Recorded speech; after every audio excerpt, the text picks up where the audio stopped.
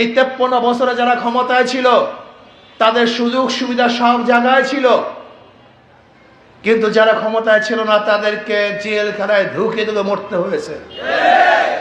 এই 53 বছর যারা ক্ষমতায় ছিল হাজারো অন্যায় করার পরেও হাজারো খুনিরা মাথা উঁচু করে রাস্তায় হেঁটেছে, আর যারা নির্দোষ এরকম হাজারো মানুষ ওই আয়না ঘরে ঢুকে মরেছে। তার মানে স্লোগানের সাথে বাস্তবতার কোনো মূল ছিল না। আপনি কি জানেন 53 বছর তো দূরের কথা, মাত্র 16 বছরে কি পরিমাণে টাকা চুরি হয়েছে, কি পরিমাণে টাকা পাচার হয়েছে আমরা অনেকেই জানি না। আমাদের সমস্যা এখানে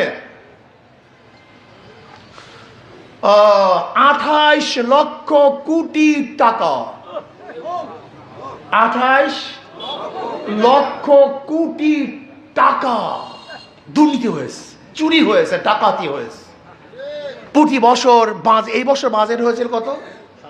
7 লক্ষ।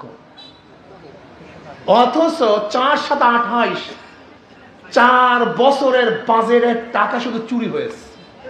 আপনি কি জানেন কি পরিমাণে টাকা চুরি হয়েছে? বাজেটের 70% টাকা চুরি হয়েছে। বিগত সরকারের পরিকল্পনা মন্ত্রী কি বলেছিলেন? বাজেট করি 100 টাকা, গ্রামে পৌঁছে 10 টাকা, 90 টাকা চুরি হয়েছে।